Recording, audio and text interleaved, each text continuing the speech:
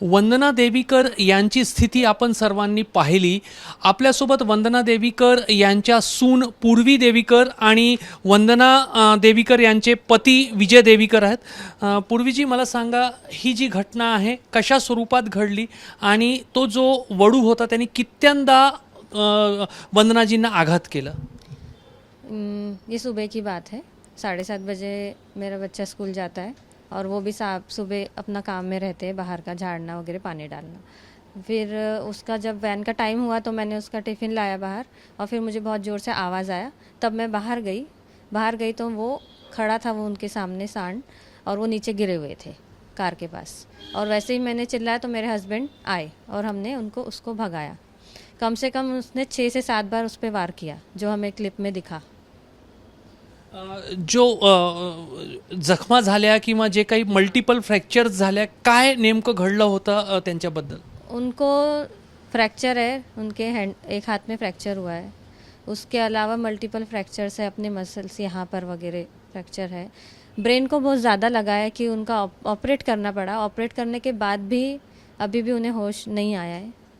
और उसके अलावा भी ब्रेन में भी मल्टीपल इतनी चोटें लगी है कि उसको ऑपरेट नहीं किया जा सकता।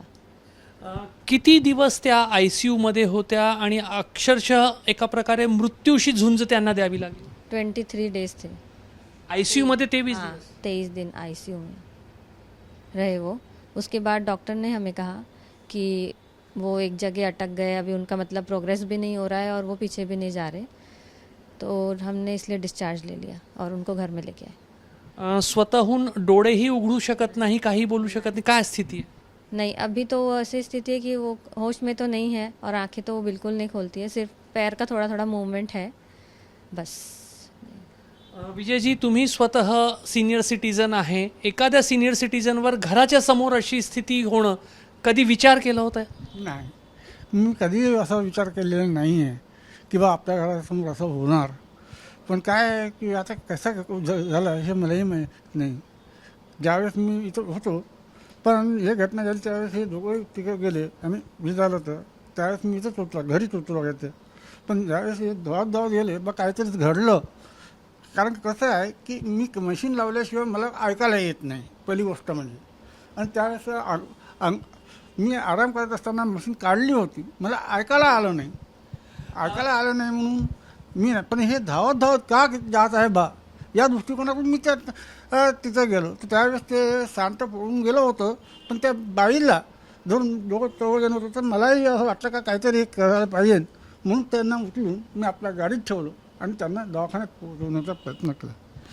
मला सांगा, तो जो मोकाट वडू होता त्याने त्या दिवशी अनेक लोकांना अशाच पद्धतीने जखमी केलेला आहे? आता ते असं तर मला माहिती नाही आहे, पण ते कसं आहे की बाजूचं, आमच्या घराच्या बाजूचं एक वडे म्हणून आहेत, त्यांनाही ते तसं सांगणार। पण तो गजानन मंदिर हे तिकडे म्हणजे हे फिरायला जात होते, त्यावेळेस तो सण आला आणि त्यांना मारलं का हे मला नंतर सांगितलं त्यांनी मारलं। पण त्यांना कसं आहे की ते थोडंसं हे होते, पण जसं तो सण छातीवर मारायला गेला तसं त्यांनी शिंग पकडले आणि ते हे करायला गेले। त्यावेळेस काय झालं, तो खाली पडले आणि त्याच्यावरून तो सण निघून गेल्यानंतर त्या याच्यावरून आल्या तो, आणि मागच्या साईडने तो येऊन हे आलं। पण त्यावेळेस आमच्या घरचे लोक इथं एक हे होतं, गाय होती, तो पाणी पित होता त्या कॉर्नरला, तर त्याला दिसलं तो इकडून पळून गेला। म्हटलं पडल्यानंतर इकडून सांड आला, हे तो म्हणजे घरच्या लोकांनी पाहायला गेलं मग हा काहून धावून झाला बा, म्हणजे काय झालं, फक्त तेवढंच ते त्यांची नजर इकडे गेली आणि सांडने त्याला पाडलं। पूर्वीजी मला सांगा, या घटनेनंतर महापालिकेकडून कोणी अधिकारी आले का? कारण 23 दिवस एक ज्येष्ठ नागरिक मोकाट वडूमुळे जखमी होऊन मृत्यूशी झुंज देतो, महापालिकेने तुमच्या घरच्या या घटनेची दखल आतापर्यंत घेतली का? नहीं, कोई भी नहीं आया। फ़ोन आया था हमें कि यहाँ के जो मेंबर हैं उनका, लेकिन अभी तक कोई नहीं आया, मिलने भी नहीं आया, कोई उनको देखने भी नहीं आया। अब तो फ़ोन एक ही बार आया था, उसके बाद तो कोई फ़ोन भी नहीं आया उनका, और ना ही कोई देखने आता है ना मिलने आता है। हमें कोई मदद नहीं मिली किसी से।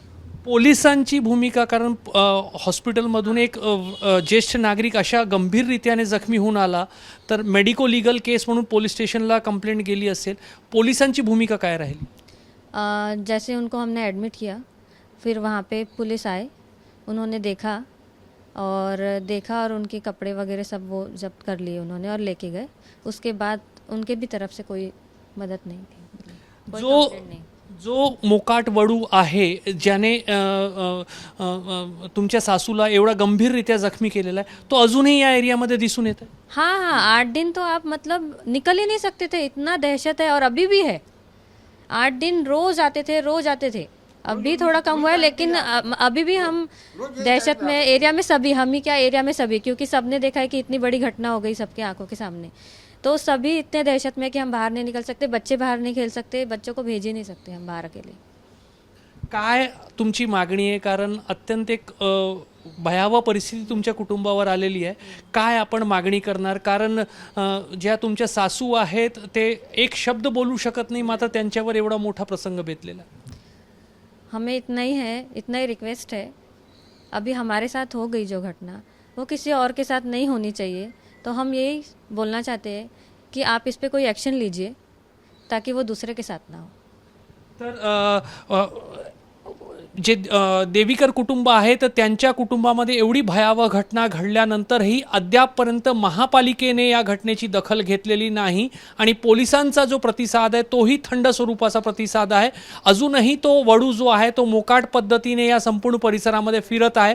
मात्र तो वडू कोणाचा आहे, त्या संदर्भात काय केलं पाहिजे या संदर्भातही अद्याप महापालिका प्रशासन आणि पोलिसांकडून कुठलीही कारवाई करण्यात आलेली नाही. हे जास्त दुर्दैवी आणि संतापजनक बाब आहे. कॅमेरामॅन अतुल हिरडेसह रजत वसिष्ठ, एबीपी माझा, नागपूर. एबीपी माझा, उघडा डोळे बघा नीट.